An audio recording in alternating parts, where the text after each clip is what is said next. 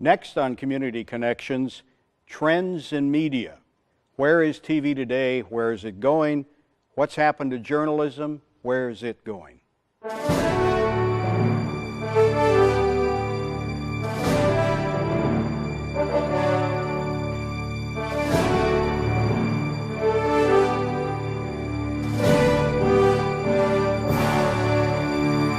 Welcome to Community Connections. I'm Don Swanson, a member of the Long Branch Cable Television Commission and also a professor of communication at Monmouth University for the last couple of decades. And I'm delighted that today we have in the studio a couple of professors who can try to explain some of the complexities, some of the confusion, some of the things that we know as a commission we get asked very often because the media environment really is quite complex, isn't it? I'd like each one of you to quickly identify yourself. Marina? I am a professor of journalism in the Department of Communication. I'm also native of Croatia. Okay, and your last name? Vujnovic. Yeah, Marina Vujnovic, and I always want to make sure I'm saying it right. And Andrew Demirjian. Demirjian, yes. Demirjian. You have a very difficult time. Yeah. You picked the two people with the hardest last names to pronounce to interview today. My last name is Demirjian, Andrew Demirjian. I'm a professor here in the communication department at Monmouth University, teaching classes in interactive media and video production. Interactive media, video production. We also say TV and film. TV, film, yes. Yes. And exactly. Marina teaches things like the interactive video as well, but she's really background in journalism, right? That's correct. And background global in journalism and global journalism. Media companies around the world and their influences is sort of part of what I like to explore and think about. Okay. And to kind of set the stage, I've been a communication professor for over 40 years, so I've seen enormous change in the environment. Let's start off kind of broadly. This show is shown on asset television, cable access television, excuse me. And that means that it's a locally produced show and produced by a municipality. And we're interested in talking about what's happening with cable television, because obviously a lot of people are somewhat confused about that. Why have we seen so many changes in the last decade or two? Do you want to start with that, Marina, or do you want me Sure. Well, you said that this show is produced on a local television, and based on my research and my reading, the biggest crisis is in local media, particularly, for instance, in written local media. But you asked me about the television. When you look at the media companies, they bundle up the local programming. Would people choose local programming, and who are the people who choose the local programming? And the other question is, what sort of information does local programming provide? In some of my research, for instance, people who consume local media are actually the least informed on current events, and particularly on foreign events, what is going on in the world. They're very well informed about their small community, but they're not informed about the larger issues. So there's local media, and there's, of course, national Right. media and international media. I know from research I did back 20 years ago that I saw that with our media habits of our students as well. Andrew, when people look at the technology today, and they see that cable television is quite different than it used to be. Why is that? Well, one of the main things that's happened is you have this a convergence of lots of different technology and also at the same time a globalization of the companies and a massive consolidation over the last 25 years in the industry. And so if you mix these things together, we've gone from where there would be 40 companies that would have small little cable companies to now really just 3 or 4 that are controlling massive amounts of what people see across the entire nation. And so we have this consolidation, but from a technical standpoint, you have cable television, and then FiOS, and then satellite are the main kind of contributors to the mix. And the problem is that from a standpoint of regulation, they've pitched it that all these things are competing against each other, and very often in many cities and many local communities, they're not. And so there's an absence of competition with this country that loves competition so much. It's kind of like our fiber.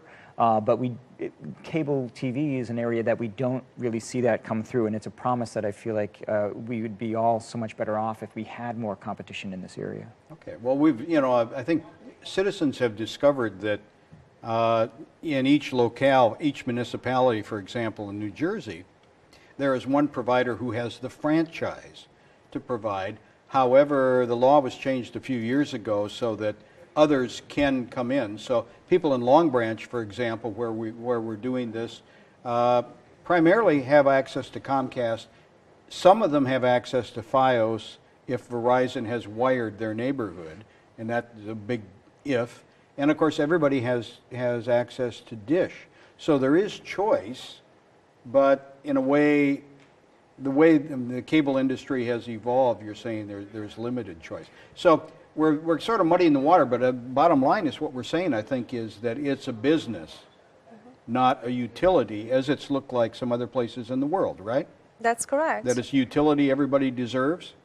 Yes, that's correct. Well, I grew up in a country where we consider it a utility, but I wouldn't say that that's a great example of media in Yugoslavia. But I think in the context of Europe, we have still, I think, strong public media presence, even though that's slowly diminishing, as what Andrew was saying about the globalization of media and companies traveling around the world and creating similar monopolies as we see happening here in the United States. But to me, the question is, why do we care? Whether one company owns all of the media or 2, 3, 20 companies own the media. And Which to me, sounds like something that a lot of people would say, why should I care? Why should I care? I mean, I'm getting my TV, I plug in, I have my remote, I switch, and I watch whatever I want. But I think the underlining, answer to this is media has a strong, if not a primary function in democracy, in good functioning democratic society. So if we want to be well informed and be self-governing as citizens, therefore we need strong media, and diversity of programming that media offer are absolutely important in that respect. And if we're going to see only a few companies doing their job, we'll have less diversity. And people have said that before. And basically what we've seen in the United States in the last couple of decades is a great amalgamation. As you said, Andrew, there used to be 40 cable companies. Now we're seeing that pretty soon Comcast is going to have at least a third, if not more, of the cable industry in the United States. And they recently bought NBC. So they have the content provider as well. We've seen this happen other places, though. Rupert Murdoch, the Australian media magnate who kind of took over most of Australian media, managed to move into Great Britain in the same way, has outlets in China, all over, and of course has some of the best, or the most often watched programming in the United States on the channels that he has. A lot of people would say that doesn't make a difference. Well, the problem is there's an assumption, I think, by regulators that most people also have the internet, and they're getting there's a lively dialogue of kind of issues of importance in democracy. But I think the failure in that train of thought is that people will only go to the Fox, the things that they know about. If they don't know that there's this Democracy Now! Or these alternatives to news sources that will give you a much different perspective than the large corporate perspective, if they don't know about it, it doesn't exist. And so people may just get there with the internet news. It's just another kind of channel to receive the same thing that you're already getting by many kind of aspects of our society. I think you said that well, the things you're already getting, because I've seen so many surveys and research, and I know from questioning my students and talking to other people and outside the university as well, most of their media consumption habits, whether it be television, radio, or reading, some people still read the newspaper yet, usually my age, and also the internet usage, it's to go to those sources that are going to relate to what they are already interested in. Yeah. Am I not mistaken that Gannett Corporation, that owns 100 newspapers in the country and a number of television stations, recently announced that they were, as they cut more investigative journalists out of their locations, said that they're going to focus more on what people want, on that kind of citizen journalism where people indicate what they're interested in? So Yeah. if Kim Kardashian is much more important to someone than the fact that Russia just invaded Crimea, we're going to go do Kim Kardashian and leave off the international story, right? Yes, it's true, and I think that's a true danger, you know, with having this wonderful open network system in which everybody is a consumer. But we must remember that we are also citizens, and you know what we need as citizens, what sort of food we need to consume to be good citizens, isn't always necessarily the same as what we need to be good consumers. One does not exclude the other, but it can be quite different.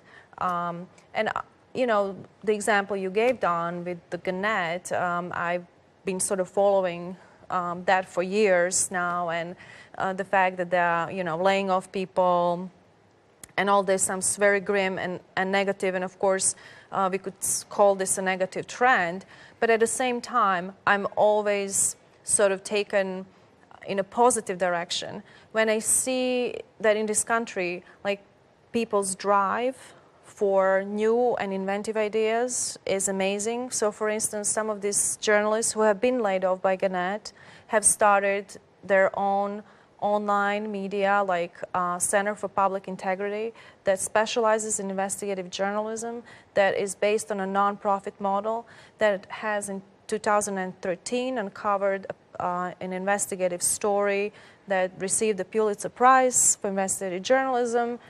It went to this really young guy who got his degree at Missouri in 2010. He was in the field just for a few years, uncovered a really important story, which shows me promise that, you know, even though it's changing. It's changing. I kind of did the old guy skepticism here, but I know both of you teach interactive media to students. Tell us a little bit more about what you mean by that, because you were really describing interactive news on the internet. And Andrew, you teach a course called? I teach responsive media, which looks at mobile phone programming applications that take advantage of the sensors that are built into mobile phones, and Intro to Digital Media, where students learn how to build websites so they can then take Marina's class in online journalism and really make these hopefully sophisticated websites that go deeper into details to tell their story and to use these tools in a way that can broaden the language that we can use to talk about some of the important issues that are being left outside of the mainstream debate. And that's the question of, I'm sure some of the viewers have heard this term used, data journalism. You know, what is data journalism? There are handbooks on data journalism.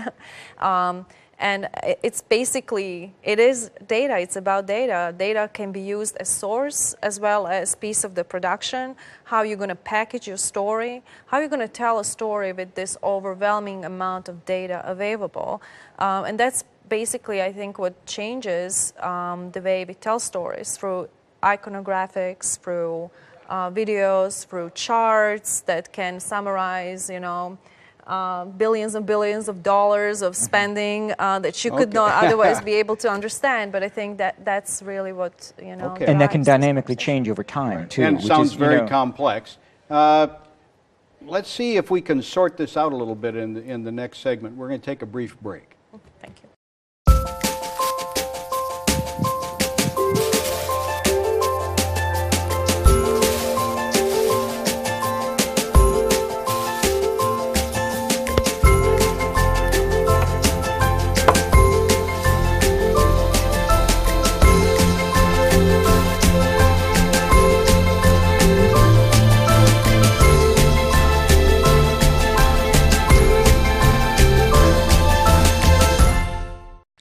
Welcome back to Community Connections.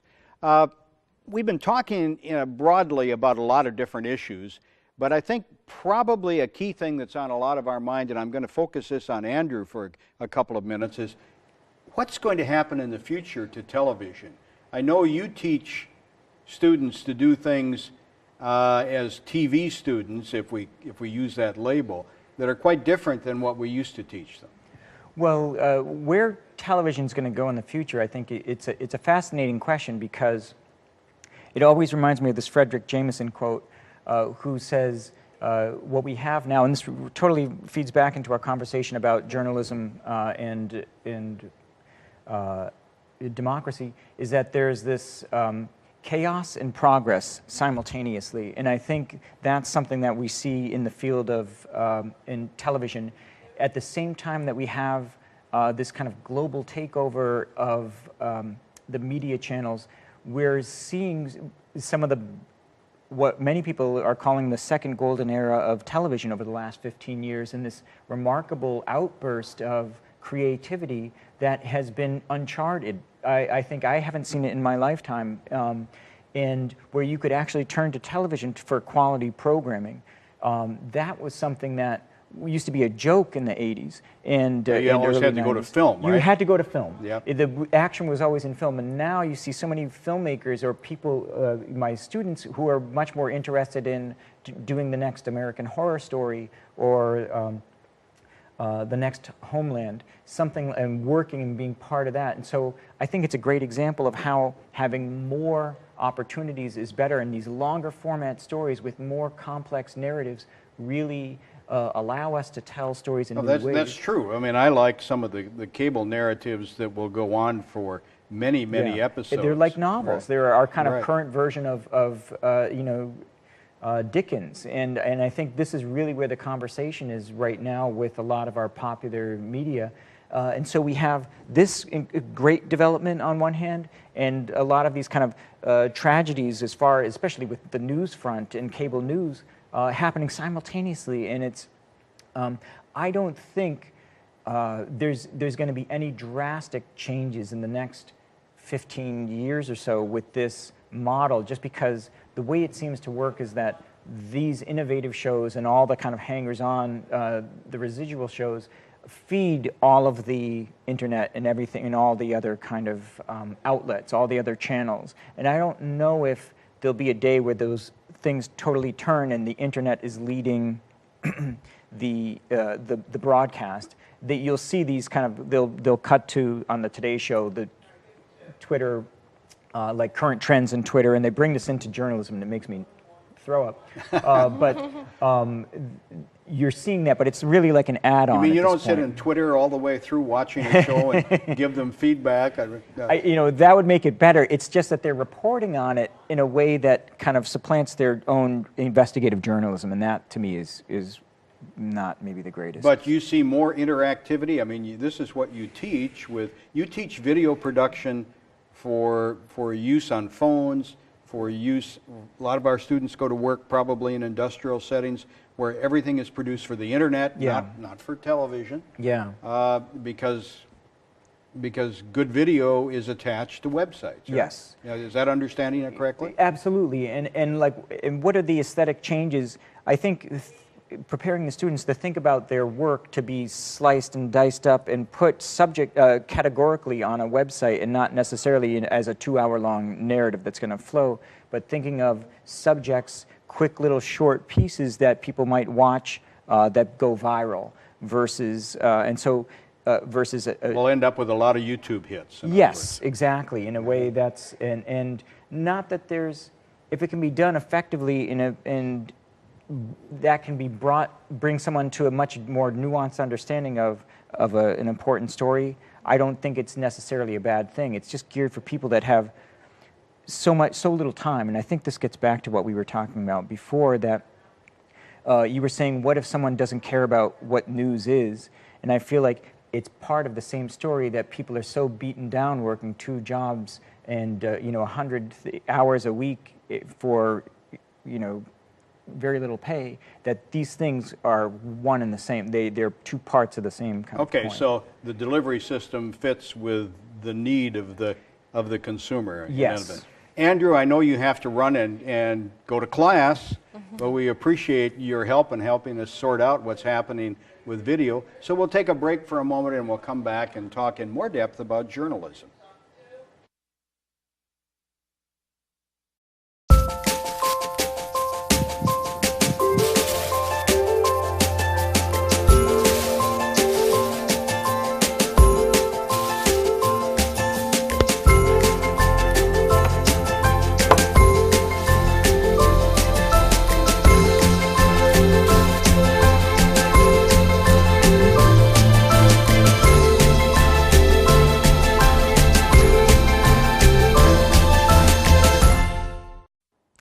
Welcome back to this Community Connections, where we're talking about trends in media. And we've talked quite a bit about television. Now I think we'll focus for a few minutes on journalism. And back to Marina, our specialist on journalism. Marina, you have both an international perspective and, of course, a perspective in the U.S. You've been here quite a while. You studied at the University of Iowa, one of the top journalism schools in the country. You probably have a pretty good overview of what has changed in the last couple of decades and where it's going. So I'd like to focus a little bit on what are you teaching students to do today to adapt to this changing journalism world? Because it is different when they go out to get a job, right? That's correct. It is different. Well, what I wouldn't probably be teaching 20 years ago is any web design. I mean, how do we understand web and how to represent a story on the web is quite different. You know, I always talk to my students about multimedia story. You know, which aspects of the story should be video, which aspects of the story could be a graphic, and which aspects of the story should still be told in a traditional sense, through writing, for good writing, of course.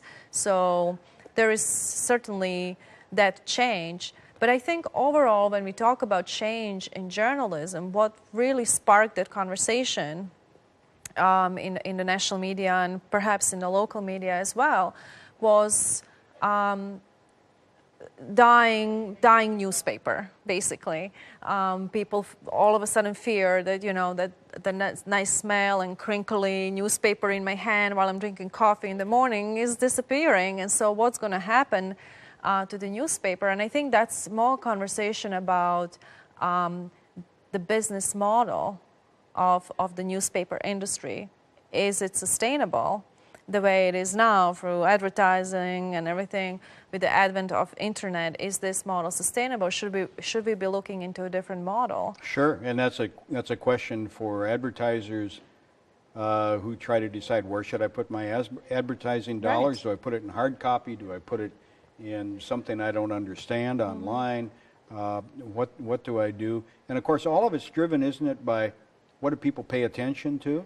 Absolutely. And I think it's much easier to know these days what people are paying attention to is online than it is through a traditional newspaper delivery to your house. So you're saying more people are looking at news online than are in traditional newspapers? Absolutely. And I noticed certainly in the last 2, 3, up to 5 years that some of the programming or content online that I used to access without having to skip through advertisement was much fewer than today, where everything I want to watch, the ad pops at me first. I have to click here, click there, click here to even read an article. You know, as New York Times, they you know, start charging for articles. If you access 3 articles, the 4th they're going to pop up the window and you're going to have to subscribe if you want to read more. So I think everybody's trying to figure out that magic business model that's going to take us through the new century. I know from years ago going to meetings of newspaper editors in New Jersey that everyone was trying to figure out what do we need to do online to enhance our hard copy. And now I think it's moved a lot towards what do we do online. Now, when one of our students takes a job as a journalist, they probably have to be multi-talented, don't they, other than just be a good writer and a good investigator? Right. And here's where I'm going to actually present our audience with an issue that I'm sort of contemplating, and I'm sure a lot of other people are, is while people are busy by tweeting, Facebooking, all the social media, who is actually doing real reporting if we are laying off reporters? So I think where the real danger is with this is really the social media, the demand on work of a journalist that's becoming more like sifting through user-generated content, meaning posts online, who's saying what, through all the videos that come in. You wake up at 5 a.m. in the morning, you have to keep up with the social media. When do you actually have time to do actual reporting? And if we don't have time to do actual real reporting, this is going to be a heyday for corruption. So you're saying real reporting. I think you mean investigative journalism, right? Yeah. Right. You know, asking tough questions, probing.